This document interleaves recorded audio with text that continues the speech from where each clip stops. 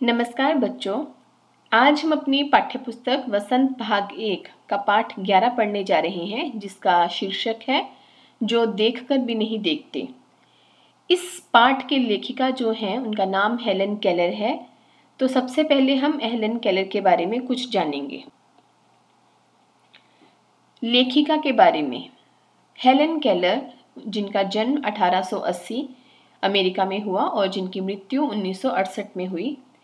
Helen Keller एक ऐसा नाम है जो घोर अंधकार के बीच भी रोशनी देता रहा। कल्पना करो कि जो न सुन सकता हो न देख सकता हो, फिर भी वह लिखना, पढ़ना और बोलना सीख ले। भरपूर आशा आकांक्षा के साथ जीवन जीने लगे और उसके योगदान दुनिया के लिए यादगार बन जाए। ऐसी थी हेलन केलर। जब वे 1.5 वर्ष की थीं, बचपन की एक गंभीर बीमारी की वजह से उनकी देखने और सुनने की शक्ति जाती रही, लेकिन उन्होंने हार नहीं मानी। यहाँ पर देखिए बच्चों, ये बताया गया है कि जब हेलन केलर बहुत छोटी थी तो उनको बचपन में एक गंभीर बीमारी हो गई थी, जिसके कारण उनके देखने की और सुनने की शक्ति चली गई। लेकिन हेलन केलर एक ऐसी बच्ची थी, एक ऐसी महिला थी जिन्होंने अपने देखने और सुनने की शक्ति जाने के बाद भी हार नहीं मानी।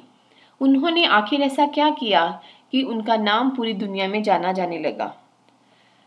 आगे देखिए, कॉलेज के दिनों में ही प्रकाशित अपनी आत्मकथा स्टोरी ऑफ लाइफ में वे लिखती हैं, मुझे ये तो याद नहीं कि ऐसा कैसे हुआ, लेकिन ऐसा लगता था कि रात कभी खत्म क्यों नहीं होती और सुबह क्यों नहीं आती।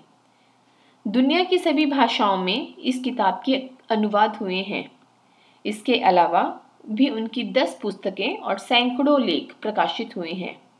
उन्होंने दुनिया भर में घूम घूम कर अपने जैसे लोगों के अधिकारों और विश्व शांति के लिए काम किया। हेलन केलर भारत भी आई थी। आपको जैसे पता चला कि हेलन केलर एक बीमारी के कारण उनके देखने की और सुनने की शक्ति चली गई, लेकिन हेलन केलर ने हार बिल्कुल नहीं मानी। उन्होंने अपनी ज़िंदगी बहुत उम्मीदों के साथ और जिंदा दिली के साथ जी। उन्होंने ब्रेल लिपि में काफ़ी पुस्तकें लिखी, काफ़ी लेख लिखे और पूरी दुनिया में उनका नाम जाना जाने लगा। चलिए अब हम अपने पाठ की शुरुआत करते हैं। इस पाठ में हेलन केलर ने अपने जीवन से जुड़ी एक छोटी सी घटना का वर्णन किया है। उस घटना के द्वारा हेलन केलर ये बताना चाहती हैं कि जिन लोगों की आंखें होती हैं, जिनकी दृष्टि सही होती है, वे बहुत कम देखते हैं। वो अपने उस नियामत का, अपने उस दृष्टि का अच्छा प्रयोग नहीं कर पाते। कभी कभी मैं अपने मित्रों की परीक्षा लेती हूँ, यह परखने के लिए कि वह क्या देखते हैं। हाल में ही मेरी एक प्रिय मित्र जंगल की सैर करने के बाद वापस लौटी। मैंने उनसे पूछा, आपने क्या क्या देखा? यहाँ हेलन केलर ने अपनी एक दोस्त जो जंगल की सैर कर कर लौट कर आई थी, उनसे पूछा कि आपने जंगल में जाकर क्या क्या देखा? कुछ खास तो नहीं, उनका जवाब था। मुझे बहुत अचरज नहीं हुआ, क्योंकि मैं अब इस तरह के उत्तरों की आदी हो चुकी हूँ। मेरा विश्वास है कि जिन लोगों की आंखें होती हैं, वे बहुत कम देखते हैं।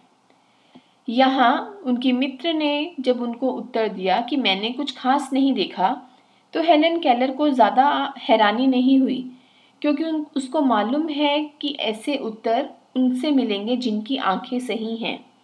हेलन केलर का विश्वास था कि जिन लोगों की आंखें होती हैं वो बहुत कम देखते हैं। क्या ये संभव है कि भला कोई जंगल में घंटा भर घूमे और फिर भी कोई विशेष चीज़ ना देखे? मुझे जिसे कुछ भी दिखाई नहीं देता, सैकड़ों रोचक चीजें मिलती हैं जिन्हें मैं छूकर पहचान लेती हूँ। यहाँ हेलन केलर ये कहना चाहती हैं कि प्रकृति में चारों ओर देखने और समझने की बहुत सी चीजें हैं, फिर भी उनकी मित्र उन्हें कह रही है कि मैंने कुछ खास नहीं देखा। लेखिका का मानना है कि वे कुछ देखना ही नहीं चाहती। वे उन चीजों की चाह जरूर करती हैं जो उनके आसपास नहीं है।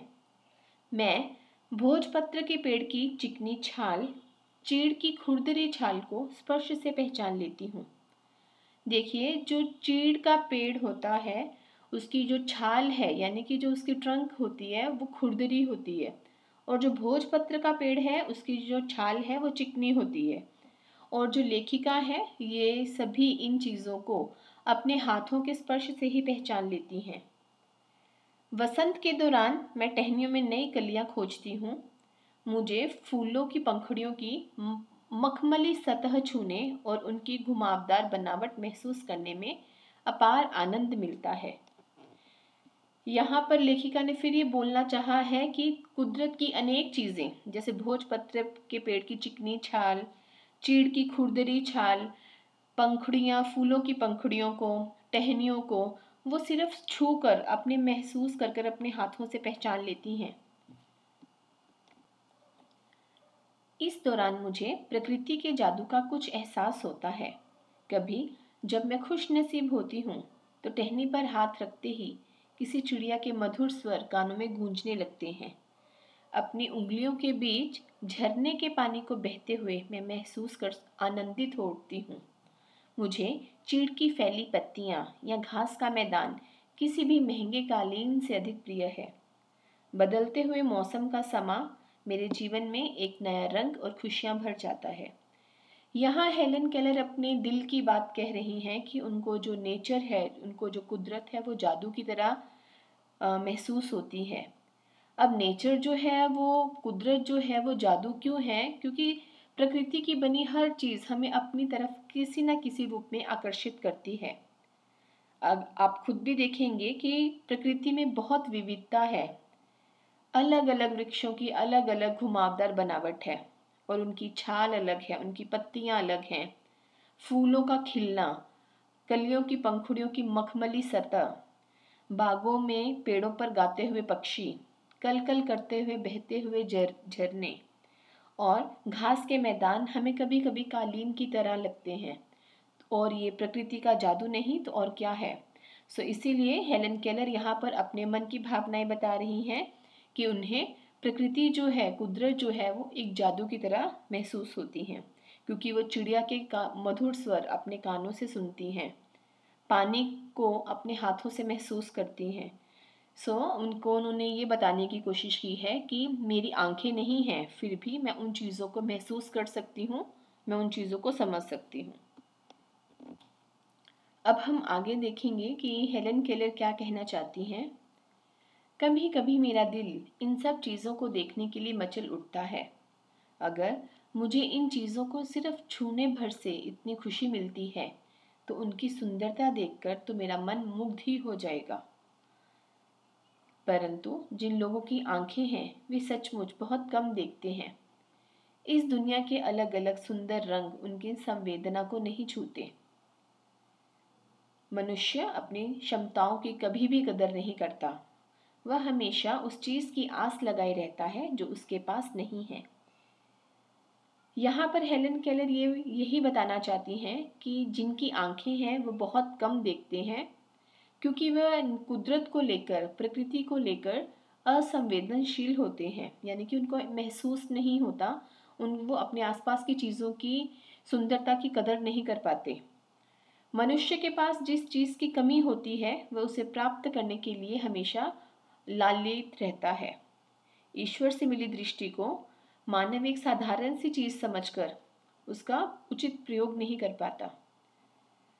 ये कितने दुख की बात है कि दृष्टि के आशीर्वाद को लोग एक साधारण सी चीज़ समझते हैं, जबकि इस नियामत से जिंदगी को खुशियों के इंद्रधनुषी रंगों से हरा भरा किया जा सकता है। यहाँ पर हेलन केलर यही बोलना चाहती हैं कि भगवान ने जिन लोगों को दृष्टि दी है, जिन लोगों की आंखें हैं, वो उस चीज़ की कदर नहीं कर पाते।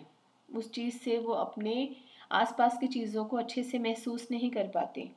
जबकि इस नियामत से, नियामत का मतलब है कि ईश्वर की देन, कि ईश्वर ने अगर हमें आंखें दी हैं तो हम अपनी आंखों से पूरी दुनिया को, पूरी दुनिया के में जितने दुनिया में कुदरत की चीज़ें हैं हम उनको महसूस कर सकते हैं, अपनी खुशियों को दूसरों के साथ शेयर कर सकते हैं।